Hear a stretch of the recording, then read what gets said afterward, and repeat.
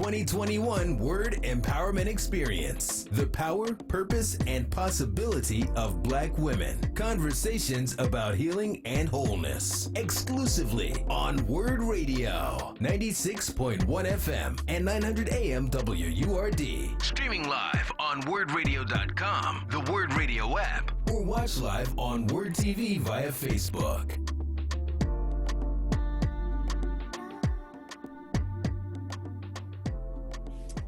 And we are back for our first panel of the 2021 WURD Empowerment Experience. We are focused in on the power, purpose, and possibility of Black women.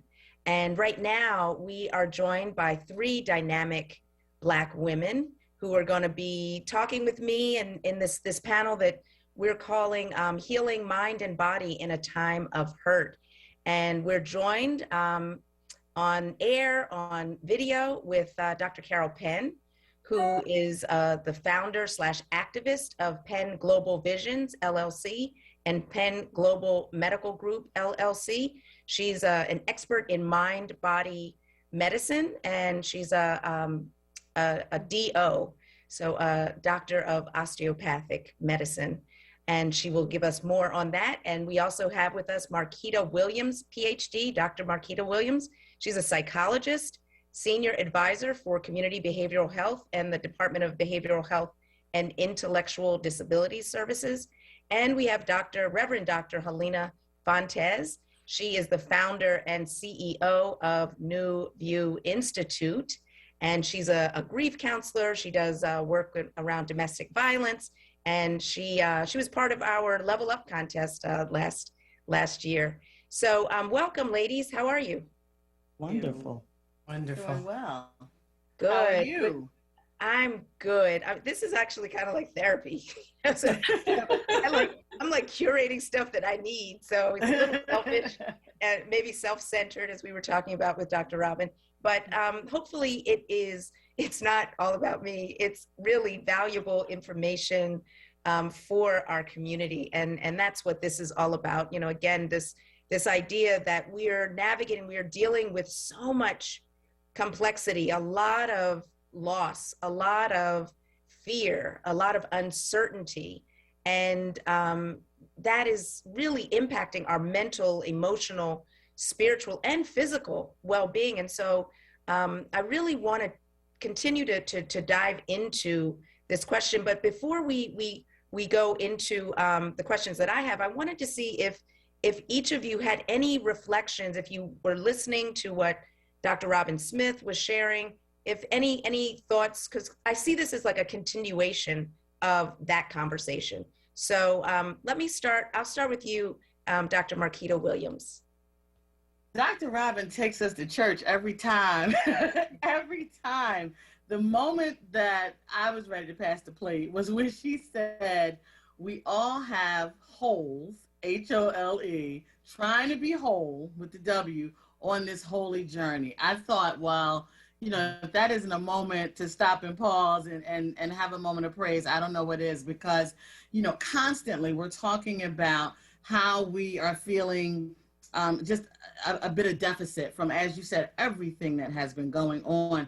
And the plight is to be strong again, or get back to ourselves, or be better than we've ever been. Everybody's tossing around this new normal. And so how do we get back to ourselves? So that acknowledgement of the emptiness that this time, you know, has caused for us, and our journey to get back or to get to a place of wholeness, and the spiritual component that requires, I thought was just excellent. And I was clapping and cheering and doing my thing with Dr. Yes. Robin. Yeah, she's got a bunch of gems. How about you, Dr. Carol? Well, I just loved it. I felt like it was a spiritual juice or a spiritual exceller, just to sit and be in the presence of both of you.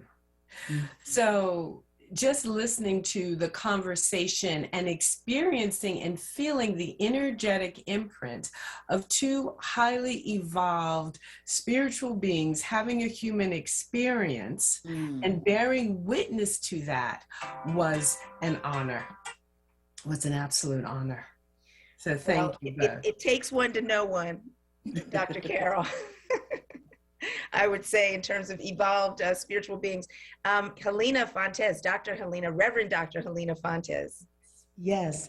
Oh, thank you so much, Sarah. That conversation for me, it did feel like therapy. It felt like I could hear from a mental health professional, a clergy sister, and to understand more deeply how relevant it is to be able to look into yourself and pay homage to yourself and celebrate yourself and allow that to be the premise in which you move and is shaped throughout the day, and not be so caught up in what other people have to say about you. You know, it can't be about what others think and say and feel about you, because they don't live in your skin. They don't deal with your everyday reality. It has to be you. It has to be me who is able to look into myself, celebrate myself, and to be able to show up and be that much of a better person the next day. Absolutely, absolutely. We have to take a quick break for our station ID, and we'll be right back to continue and to really launch into the conversation. Don't go away. We'll be right back.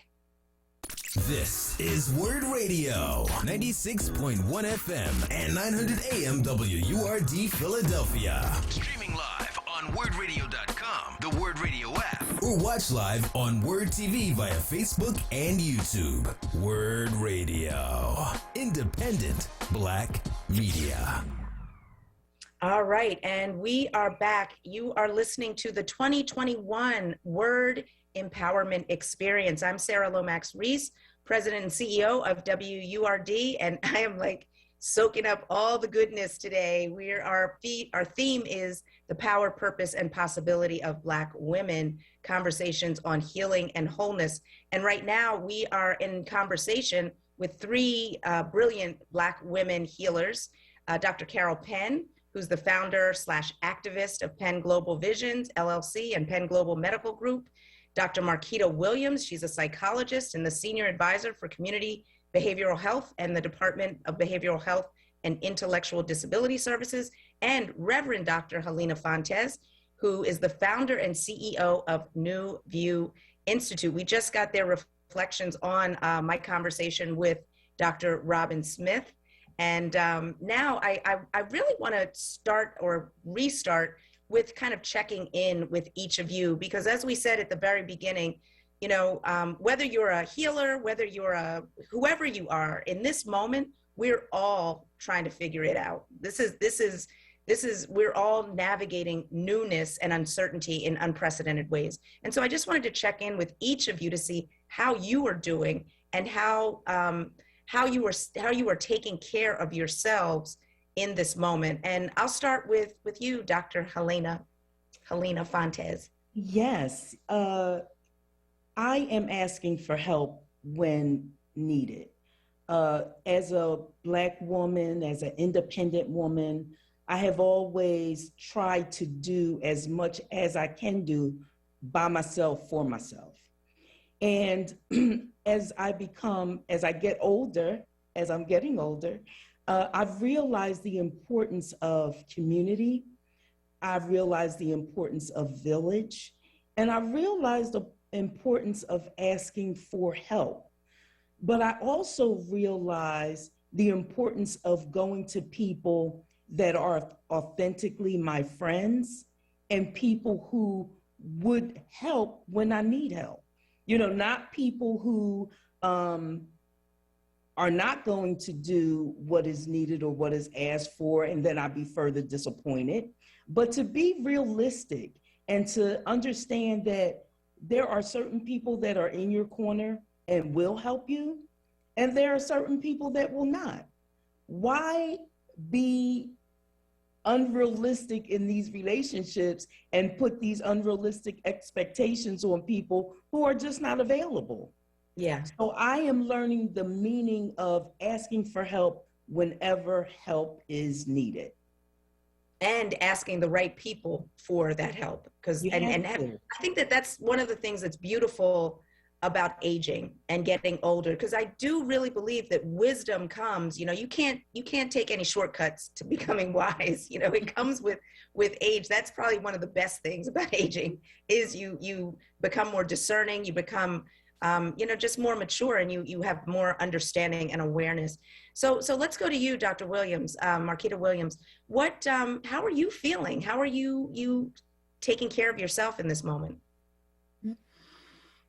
It's been a journey throughout this pandemic. Therapists need therapists, right? Because we're all people, and we're going through the same thing that everyone else is going through. And so, I think collectively, the pandemic and during this time, for me, individually and as a group, I think it has compelled me to look at my way of being in the world closer.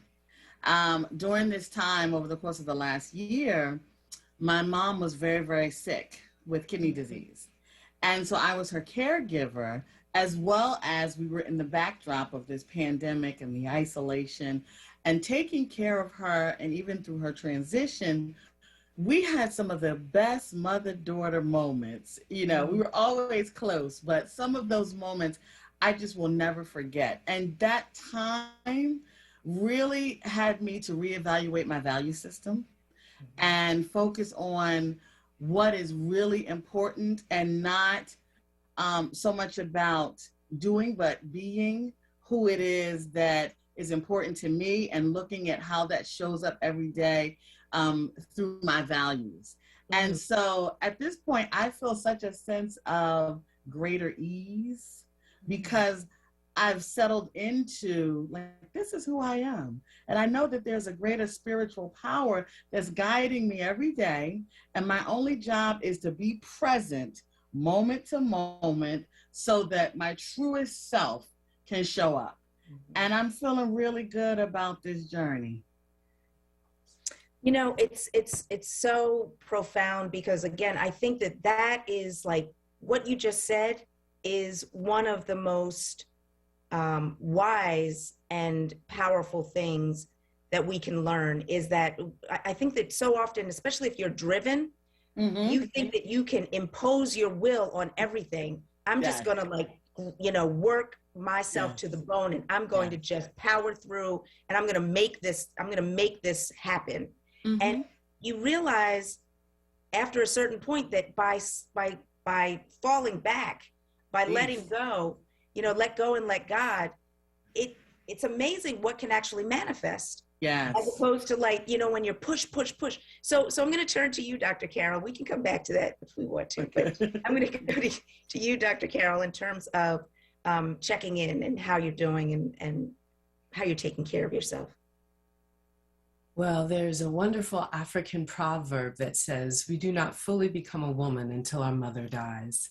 And this year, at the beginning of this year, my mother, Alma, made her transition. Mm-hmm. And I had the distinct honor and privilege of walking with my mom to heaven. Mm-hmm.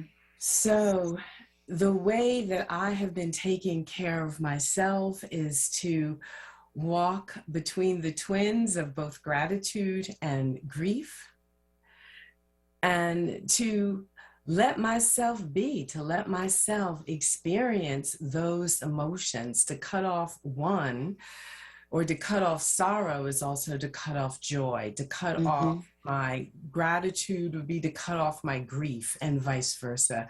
So learning to walk and be with the unfathomable, the unthinkable, learning to be with mystery, and also always returning to embodied practices. So for me, it is about the moment-to-moment awareness of the breath as the life literally comes into my body, and that exhalation and the pause in between, which is really a death or letting go or surrendering. Some say that the pause between the inhalation and the exhalation is where we find God. So being fully present to that, I started 2021 in 2021, working with recovery communities, and I was creating a series called Dances in Small Places. And I find myself ending 2021 also with these embodied practices, which have now kind of morphed into a dance a day. And I may be able to share a story about that with you all later about a really incredibly talented OB-GYN who is using this dance a day to restore herself, even as she's out there on the front lines, delivering babies and, you know, helping the next generation literally come to life. You know, I was thinking about starting this conversation with some movement. I was going to do like 3 half sun salutations, which, you know, Dr. Carol and Dr. Fontes, you know what that is because we're part of a meditation group together and I do these half sun salutations. But then I realized I have sweatpants on the bottom. So I said, maybe I shouldn't stand up and show my full outfit because I'm very fortunate up now, but I'm grateful for that because I'm in that club. You know.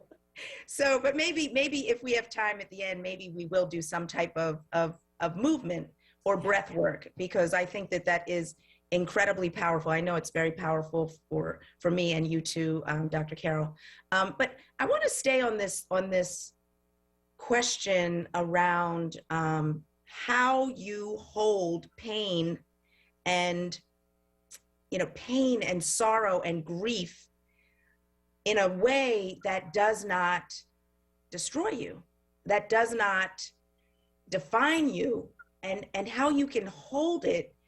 Because I think that we live in a society that when tragedy or when life really happens, there's an expectation that you respond in a certain way. And there are ways to hold pain and grief and all of those things so that they do not destroy you. And so I just wanted to see if we could talk a little bit about that, because I think a lot of us are trying to navigate, again, like a lot of loss, a lot of fear, a lot of anger maybe, and how do we like acknowledge those legitimate feelings without being them like owning you. And maybe I'll start with you, Carol, just because I know that this is a big part of your practice, and then I'll ask if either you, Helena or Marquita want to weigh in. Definitely. Go ahead, Carol. Well, I think that those emotions are necessary components of life. And a mentor of mine says, you know, all emotions are innocent. And it is not in the holding on to them and, you know, wearing them like we're putting on a new suit or something, but it is really allowing them to move through us. And one of the things that helps me is to understand, I look at what my parents went through and my grandparents went through and my great-grandparents went through, and all the way back to the Middle Passage and perhaps beyond that I know that each generation has survived the unfathomable, the unthinkable, the depths of their sorrow, the losses, and that we are designed to be at capacity and to be able to transcend that and move forward. So reflecting back on my ancestors and what has gone before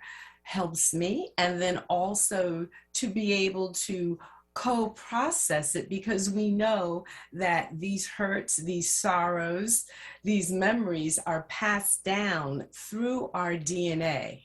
And again, I do use so much movement, so much breath work to keep transforming it, to keep moving it, to keep shaping it. It's the alchemy, if you will, of all emotion, and playing in that and understanding that this pain that I think that I can't bear is not happening to me, but it's happening for me and it's happening through me.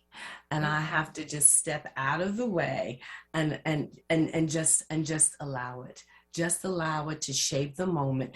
Take my next breath, and sometimes literally touching my heart and ask, what do I need to learn from this moment right now? What does my heart need right now? And that's very much how I work with people, to help them embody these practices so they can understand there's a constant movement. Just as sure as you're going to take your next breath and let it out, that's how these big emotions are going to go through us, the ones that we think that we can't bear and can't heal. And then my last point is, and you started this with Dr. Robin, healing is an act of community, is an act of communion. And that's a quote from the great Bell Hooks. Yeah.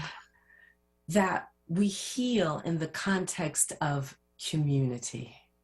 And whatever it is that we're bearing, the load is so much lighter when we're able to share it, when we're able to be vulnerable, when we're able to say, you know, this is what's happening right now. And somehow that vulnerability helps us to stand up, to bear up, to carry it. And that's true with our joys as well.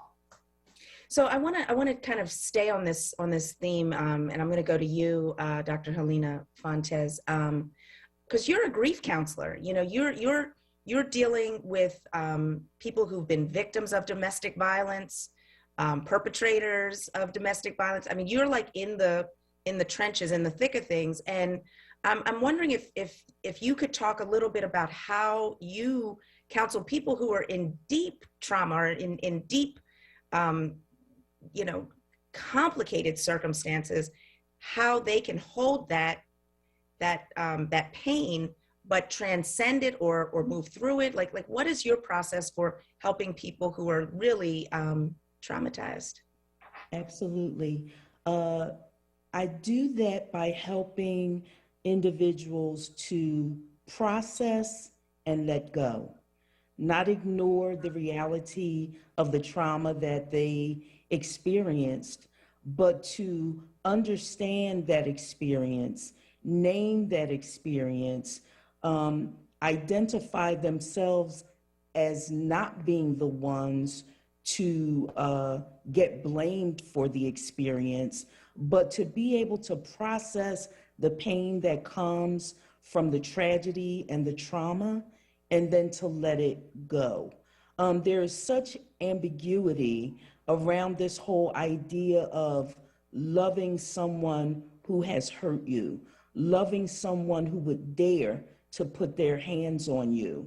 But when we think about the fact that the individual loved their partner, they did not love their partner's actions.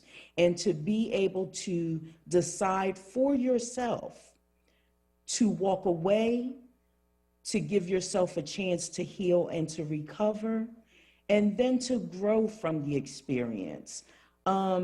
There's a theory called learned helplessness. And if you stay bound in that state of learned helplessness, it can cause depression, anxiety, and that is not a place where you want to stay stuck. So I want to help people, and it's my practice, to really help people to process and to understand that the trauma event was not their fault, first and foremost. Because as Black women, we often feel that if something does not succeed, it fails, and it fails because we're failures.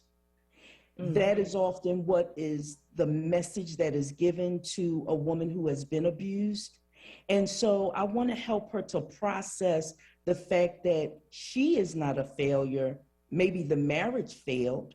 Maybe there were some things that occurred in that marriage or in that relationship was so detrimental that she had to choose herself over the relationship. So I help victims of domestic violence and victims and co-victims of trauma to recognize where they are, how they can heal and how they can recover, and how it's not their fault. the experience is not their fault. But what I want them to be accountable for is their recovery, so that they don't stay stuck in the pain, in the trauma, which they will wear like a cloak for the rest of their lives. So I help and train and encourage victims to let go, to process, to heal, and to recover. So I want to turn to you, Dr. Williams, and I saw you smiling when Dr. Carroll was talking, but I wanted to pivot a little bit, and if you want to go back to that, you can. But I want to talk a little bit about love, and I was on your website, and I know that you've created a lot of different programs for the Department of Behavioral Health, and within your own practice, but there was a quote on your website that really stuck out to me. And it said that you help individuals increase their quality of life through living an authentic, purpose-driven, love-full existence. And so I want to see if you can talk about this where love enters the equation in this conversation of healing and this conversation of wholeness, and in this conversation about Black women's power.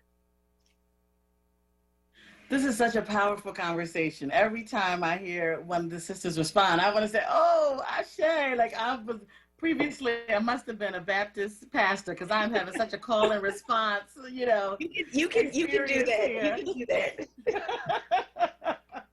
You know, love is the foundation, and it starts with us. As I was listening to Dr. Carroll speak about the experience of healing and the emotion that comes along with it, I was thinking about how sometimes we're complicit in our own suffering because we judge our emotions, and we judge what we're feeling and the guilt that we're feeling, and even the emotion of itself, by labeling it. I shouldn't be feeling this. I should have gotten over this by now.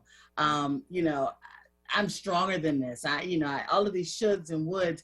And I think that one of the things that's really, really important is to allow ourselves to just experience everything that we're experiencing in the moment without judgment.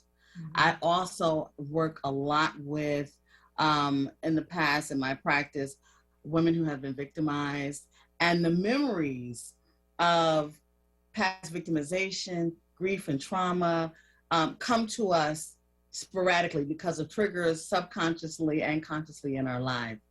And one of the things that's so important is developing a sense of mastery over your thoughts and your actions. Mm-hmm. Developing a sense of mastery has to do with giving yourself the time to sit in a moment, and just a moment of peace that allows all of the memories to come into your mind, and you take a moment to just let them be. Because once you are like in that moment and all of the memories are coming, we begin to piece them together in a way that makes them make sense and allows them to flow through us. In terms of love. Wait. Let me just, I know you're going to get to love, and we got to get to love. But I just want to insert something there, because and I've heard a number of our hosts on WURD talk about the frenetic pace and energy that is in the atmosphere right now, like people driving really fast and road rage, and we see the spikes in community violence, and so it feels like this idea of presence and pausing and really dissecting your thoughts and having the presence of mind is not happening. And we're operating in a whole different frequency where everyone, it's scary to me to drive right now. People are really off the chain. Angry and just tense and stressed. And so I just need you to drill down a little bit on how you create that awareness, that self-reflection that can be the difference between going off or flipping somebody off when they cut in front of you versus breathing or saying, you know what, they're having a bad day. I'm not going to exacerbate it by, one-upping it. So talk a little bit about that, and then we'll get back to love. So there's an acronym that I use. It's STOP, right? So it's really teaching myself to do the thing that we're saying is hard to do as we're moving around and everybody is moving around and things are happening and everybody's angry, not just driving these days, but just leaving your house is an anxiety provoking experience. And so stop is stand still or sit still, take a breath. So it's invoking that opportunity to connect with your breathing, which automatically slows down your autonomic nervous system. Open your mind and open your heart. And that means asking myself, what do I need in this moment? Like, what can I give in this moment? And then for me, the P is pray and proceed. Because in those moments when I stop, I say a prayer, Lord, give me what I need in this moment to be calm. Give me a sense of ease to move to the next moment. Allow me to move through my next hour with grace. Whatever it is that I need in that moment, I allow myself to have that moment with myself. And then the final P is proceed. Then I'm ready to get back into my life. So just anchoring in that moment, and it's quick. It happens quickly, right? What's anchoring the O? What's the O? STOP. Stand still or sit still. Take a breath. Open your mind and your heart. Pray and proceed. Got it. And that sets the stage for beginning to create a level of awareness that slows you down in order to identify what it is that you're feeling, so that then you can replace it with something else as you're moving through your day. And it's a whole protocol that you can use with clients that starts with this acronym that moves into journaling and awareness and presence, and then into action. So real time shifting in moments that keep you grounded and in today's time safe. Beautiful. So we're gonna go back to love. I'm gonna read this quote from Bell Hooks, who I'm gonna be weaving into this conversation throughout. She said, "The one person who will never leave us, whom we will never lose, is ourself. Learning to love our female selves is where our search for love must begin." So Marquita Williams, go back to your, I jumped in when you were going into love. The quote about love as well that I carry is the one by Ntozake Shange, who talks about, I found God in myself and I loved her fiercely, right? At that quote reminds me of the one by Bell Hooks. And self-love is a journey. We always talk about, we hear it particularly in today, everybody's talking about self-care and self-love as if it's, just a place, that we can all just get to. But in our life, all of the genetic and environmental and social and psychological and spiritual stressors that we have on ourselves and the messages that we get externally and that we internalize move us away, I think, daily from self-love. And so it's a constant effort every day to remind ourselves, again, going back to that value system, what's important to me? Like, how do I want to show up in my world? And there's another exercise that I do with clients where I say, so I want you to write down, all of the ways of being in terms of your value system, your character, spiritually, physically, that you are today. And then I want you to write down your ideal self. Like, what would that look like if you were optimized in all of those areas? And then we take a journey in each of those areas around action steps to get from where you are now to where you want to be. To me, that's the definition of self-love, because it's allowing you to show yourself some grace. It's allowing you to acknowledge where you are, but empowering yourself to move on the journey to get to where you're going, and knowing that that journey is consistent.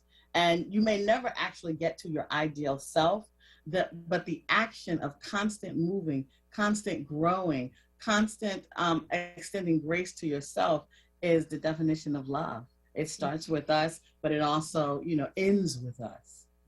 Beautiful. That's Dr. Marquita Williams.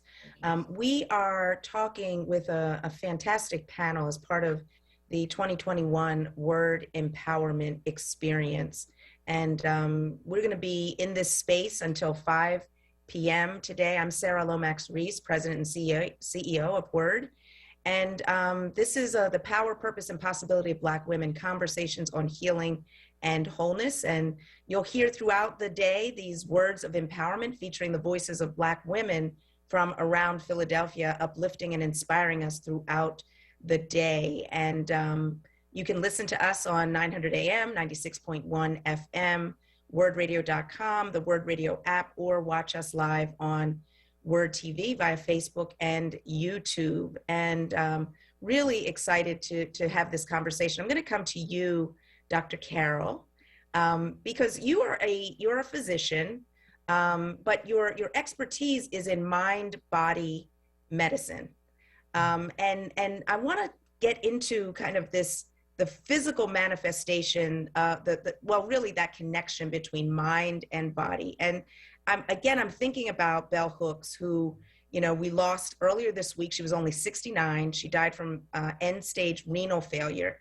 And she was this like serious warrior woman who was battling on, both fronts against racism and sexism. She was fighting for equality and justice. And, those kind of battles have to wear you down mentally and physically. But I want to see if you could talk about that literal connection between the mind and the body, and how we as Black women, as Black people, as people, need to be very mindful and aware of how our mind is deeply connected to the physiology.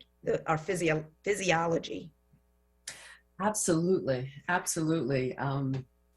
It is all interwoven and connected. So when I think about the wonderful, amazing Bell Hooks, and I think about the diseases that eventually took her away from us, I think about where she might have been carrying and holding her grief.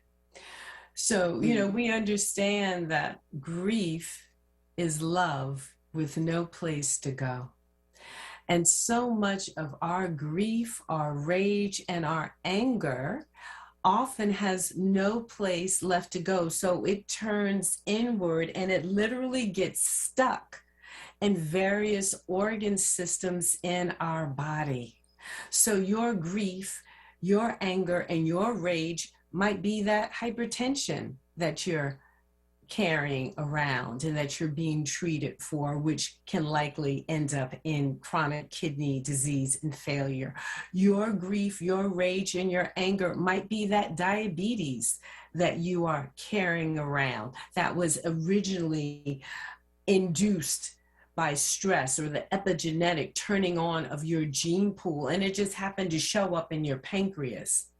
Same to that coronary artery disease. And in our medical lexicon, we've separated them all out, and we're really good, and we name this, and we call this. But, you look at your rheumatoid arthritis, you look at your psoriatic arthritis, you look at your diabetes, you look at most of your coronary artery disease and heart disease, and it all boils down to well over 90% of it inflammatory processes that got lodged in your cellular intelligence. They weren't addressed, and they kept building and building and building and building. And in one person it's arthritis, it's another person it's back pain, and another person it's dental disease, and another person it's heart disease. So it's all a part of the same continuum as a part of our global neural network. And it shows up in our body in these horribly unbalanced ways, which, here in the West, we've gotten very good at naming them.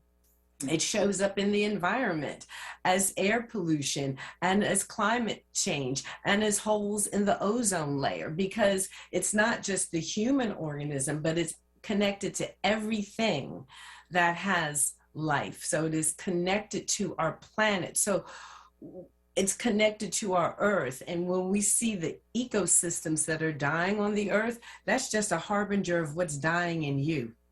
We have to pay attention to all of it.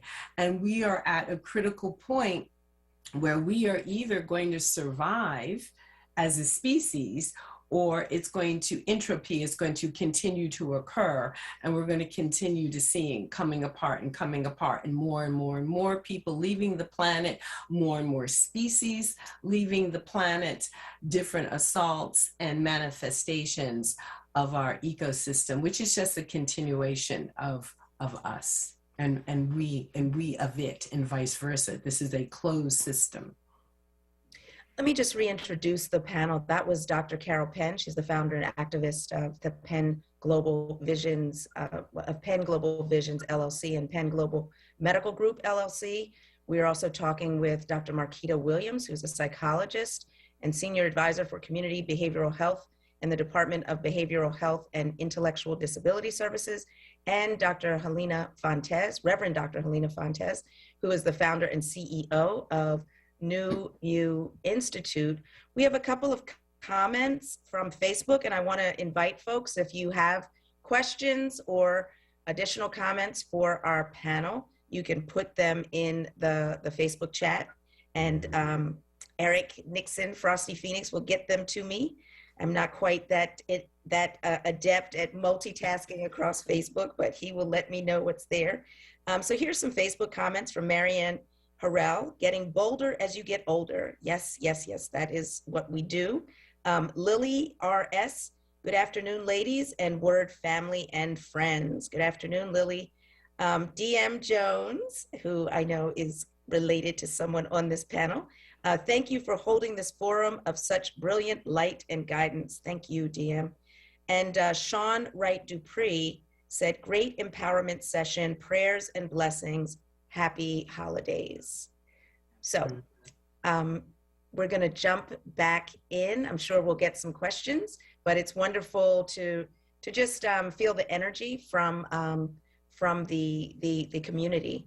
And so I want to talk a little bit about the holidays. Somebody said happy holidays. And, you know, as I mentioned with Dr. Robin, you know, the holidays can be an amazing, you know, an amazingly uplifting time, but it can also like feel overwhelming, and you can feel, you know, all kinds of emotions can come up if you've lost, you know, a loved one, if you are going through a life-changing situation.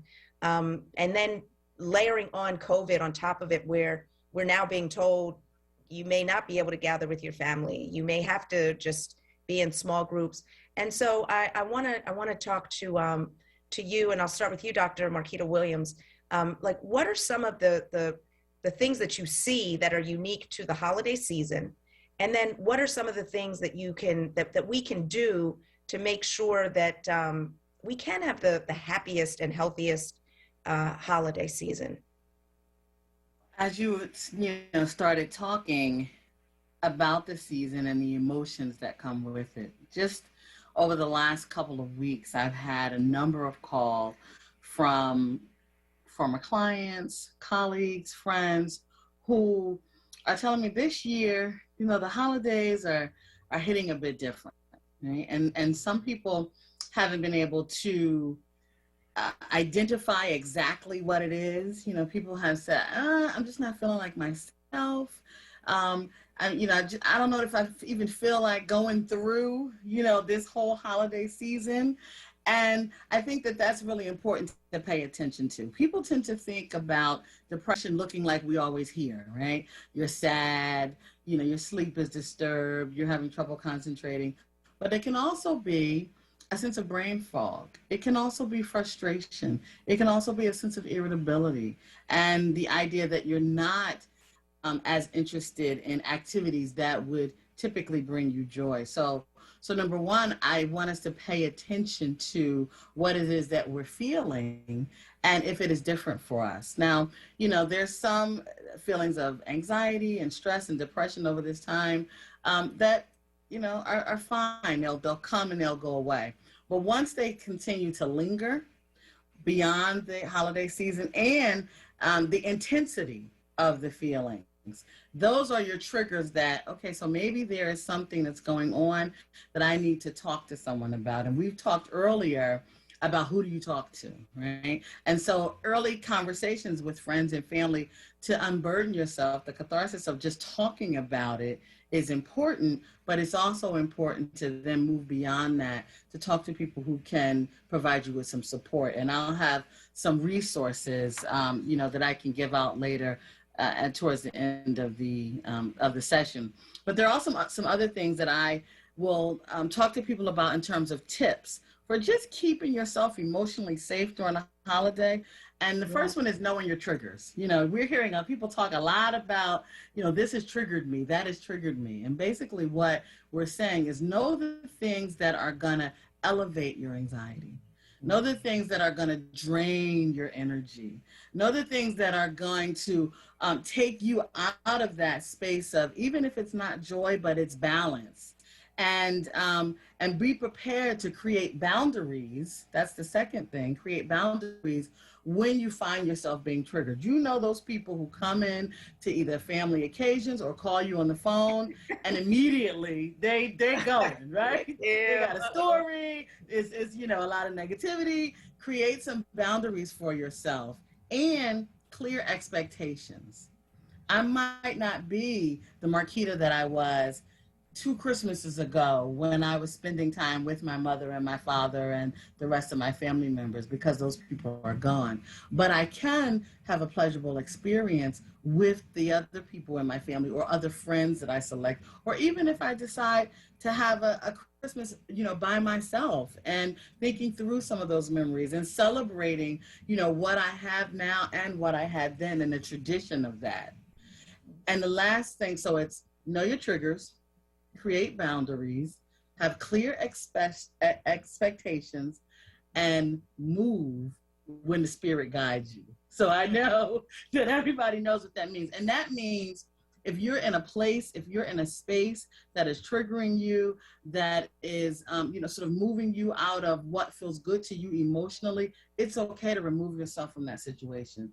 It's okay to tell someone, I need to have this conversation with you at another time. Right now I'm spending some time, with myself, or I'm going to call you back. Whatever it is that you need to move yourself out of a space to keep yourself balanced and safe, it's good for you. And that's part of what can become your self-care. Moving when the spirit moves, when the spirit guides you. I love that. Yes. Speaking of spirit. So I want to go to you, Reverend Dr. Helena Fontes, because you have a doctorate in divinity. Is that Yes. correct? Okay. Mm-hmm. And so one of the things that I think happens a lot of times in our community is, one, there's a lot of stigma associated with getting mental health care and treatment. But we also sometimes, I think, maybe use the church as a replacement for like clinical therapy. But I want to see if you can talk about the role of spirituality of the church in this, because we are, what do they say? We're spiritual beings living a human existence. I mean, I really believe that. And so we can't kind of segregate this spirit side of our lives as we think about our full, whole WHOL selves. Yes. So talk about that piece. Yes, absolutely. It is important for ministers, for clergy, to recognize the importance of mental health treatment. It's important to be able to distinguish between spiritual health and mental health. And it's also important to see how they collide one with another. When a person comes into the church and they're suffering from mental illness, whether it be depression because of the holidays, or whether it be a psychosis, a clinical challenge that they may be having, the church, first of all, needs to understand what its role is and what its role is not. We cannot pretend to be psychiatrists and psychologists. We can only provide the supportive care that we are trained in, those areas that we're trained in. And just like medical professionals, we have specialty fields. So we have individuals in the church, ministers that are in the church, who specialize in preaching, who specialize in evangelizing, who specializes in teaching, who specializes in music ministry, say for instance. And we do believe that the ministry of music can break the atmosphere of sadness and bring about joy.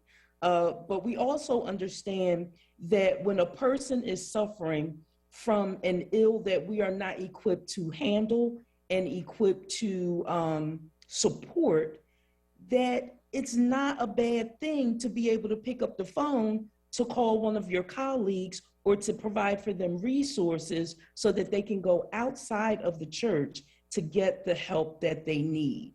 That is really how you support your congregation, by being resourceful, by understanding your role in the church and in the lives of your congregant, and to be able to make sure that you follow up with them, because we provide counseling. You know, we provide spiritual care and spiritual support. And so there is a fine line between the two. We know that even in the Bible, there were individuals with mental health issues. And we do believe that we had been given the power that was given to Jesus Christ to be able to heal, deliver, and to set free. But we also understand that there are issues that you just need a medical or a mental health professional to assist you in. And so it's a good thing to be resourceful, and it's a good thing to be able to couple all of those resources with prayer, because there is power in prayer. Absolutely. Absolutely. Sarah, can I add something to that? Yeah, by all means. Yes.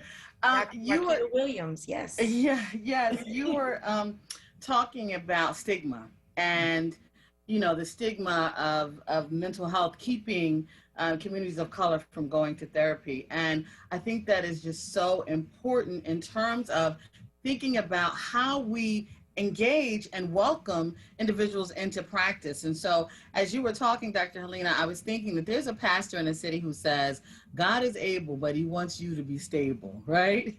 And that is him saying, sometimes you need to step outside of the church to get the mental health supports that you need. But I also think that it's really important that we do not move into these spaces of traditionalism when we're talking about non-traditional matters. And so when I had a private practice, one of the things that we used to do was bring in local clergy, and we would have our psychologists work alongside of a Christian counselor or a pastor or, you know, someone who was doing biblical therapy, because part of the reason why we stay outside of therapy, number one, is because, you know, people don't look like us, and therapists don't have the cultural competency skills to address our communities through the lens that makes sense to us. And so I would just add, you know, Dr. Helena, to what you said about collaboration and partnership to meet people where they are. So if I'm a spiritual person and that resonates with me, then a partnership with a psychologist or a therapist or a social worker may just be the thing to help me move along my path to healing. Absolutely. And even when we do the assessment, so if I were to put my counselor's hat on, even when we do the assessment, the initial assessment, we integrate spirituality into the care plan, because we do understand and know that people's spirituality, their religious traditions and beliefs are important to them. And so whatever we can add to the care plan, to the toolkit, to help them to feel safe, to help them to feel secure, and to relinquish guilt and shame, because that stigma comes from the shame that's associated with the mental illness. So I can't believe it, we only have 5 minutes left. We have 5 minutes left.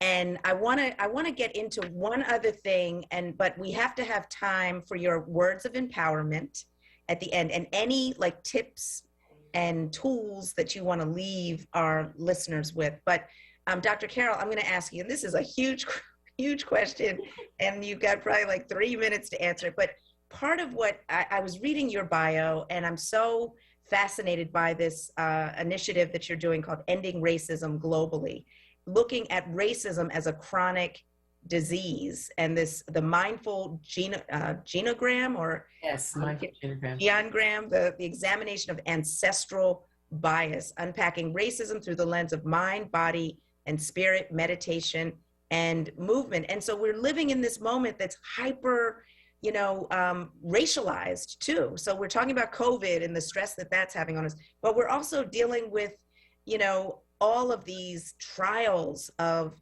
Derek Chauvin and, Ahmaud Arbery's, the people who killed, like all of this, and the January 6th commission, a lot of racialized intensity right now, as a Black person, as a Black woman. So talk to us about this ending racism, the connection between racism and, disease, it being like an actual disease. Well, it's interesting because as a woman who is married to an African-American man, as a mother to Black sons, the George Floyd murder just set me off. Just set me off. I mean, I was showing up and saying things in rooms that most of us, when we're the only one that looks like us in the room, we're a little polite, we're a little bit quiet. And I was like, oh no, it's on now. It was like the mother bear in me was awake, and she was in all of her power and I didn't care. I didn't care if I never got invited back to come and sit in the room again, because I was going to say what I needed to say. And that really started me on this path of unpacking racism and look and having people look at it through the lens of their genealogy or their family tree at whatever color body that they lived in. So having people look, well, when did you first realize that you were living in a white body and that had some kind of connotation and meaning? When did you first realize that you were living in a Black body and that had some kind of connotation or meaning? And having people examine their own ways of relating to people who both look like them and who don't look like them through the lens of their own family history and through stories that had been passed down. Like I for example, for me, I know very poignantly, I knew by the time I was 4 years old that this color skin had a meaning in the context of my life. And, to be able to pinpoint that and what was feeding into that and the stories around that. A lot of people, you haven't thought about it through that lens. And so when we try to get in there and understand what's happening today, and again, it comes back to that self-care and self-reflection. Like, who am I? Who am I? I will go into group settings and I'll say to people, let's say there are no Black people in this room, there are no white people in this room, there's no males, there's no females. Now tell me who you really are. Mm. And ask people. And what do they say? Well, it's fascinating. I was in a group of about 8 women when I came in opened with that question. And by the time we were through, there were 40 different countries represented in the room. There were multiple languages represented in the room. And then there was also the commonalities and the threads.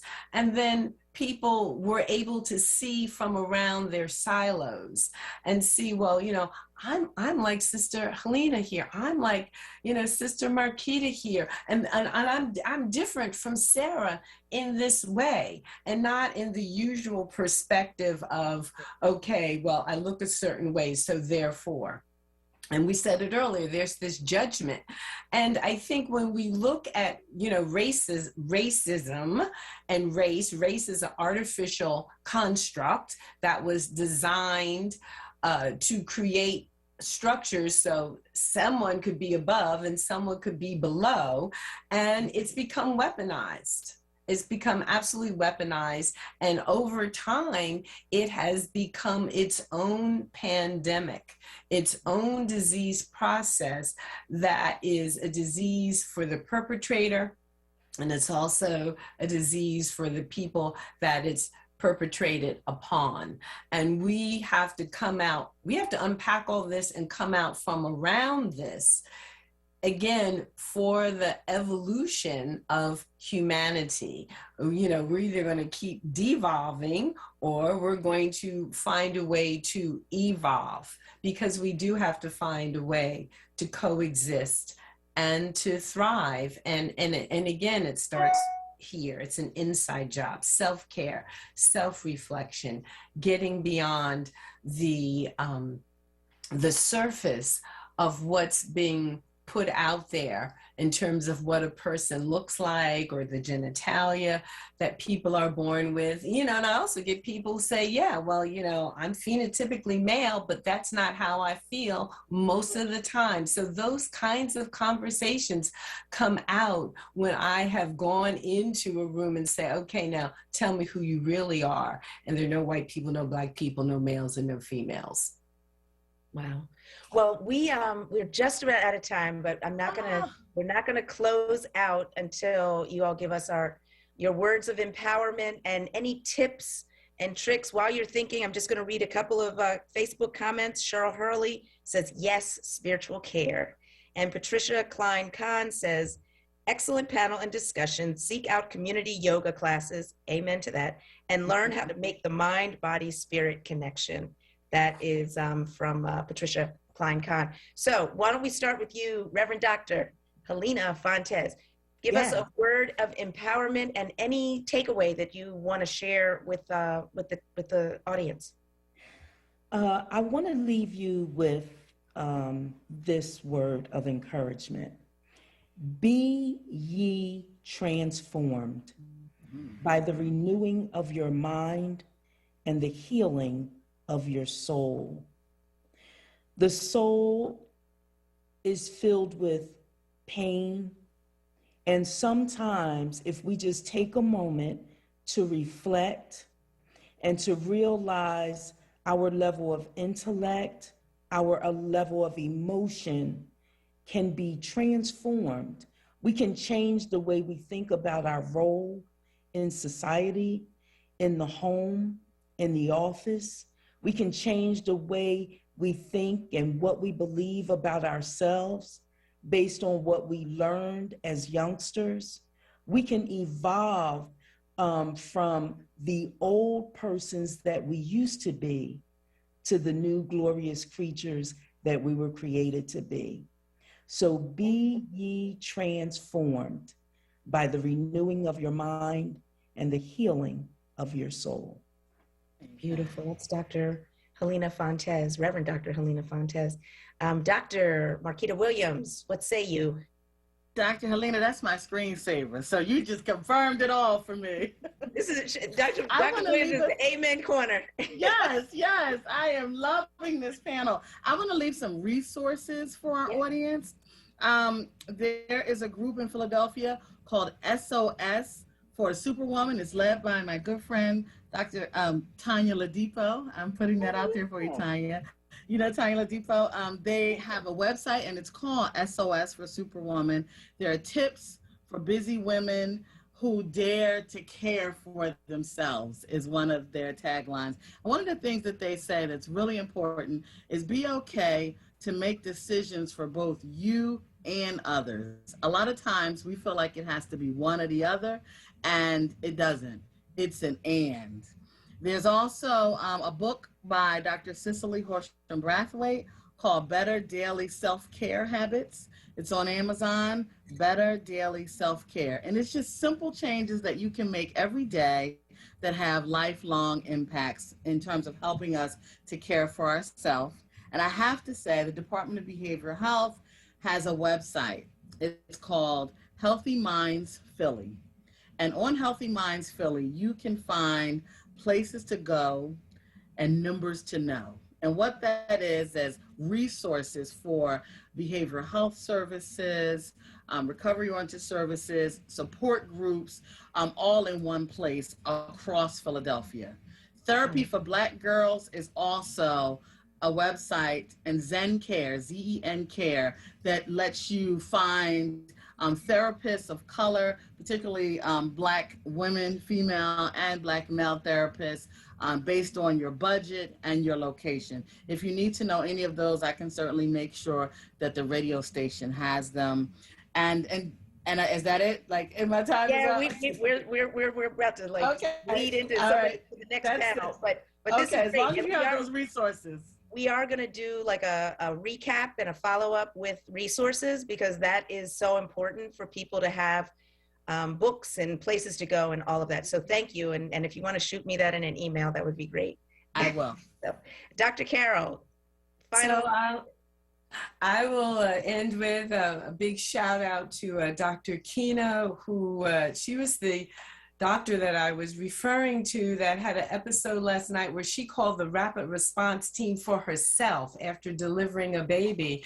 And she was saying thank you to me for coming home. I had sent her a video, and these little videos are my own rapid response team for when you literally need to embody and move on and go on. And after being in the emergency room all night herself, she was able to refresh and reset.